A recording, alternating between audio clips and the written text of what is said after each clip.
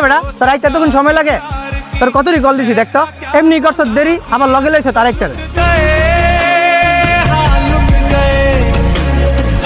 আরে বন্ধু, বাড়ি বাড়িতে মোবাইল শুয়েছি, এটা আমার ছোট ভাই গ্যারাম তাইছি, কোনো সময় সুইমিং পুলে গুছু করে নাই তো এলাকা লগে করে লই আইছি, কিন্তু তুই যে এরকম করবি এটা কোনো ভাবতে পারি না।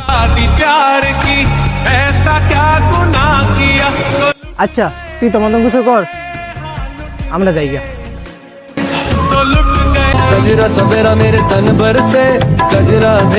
এই বন্ধু এদিকে।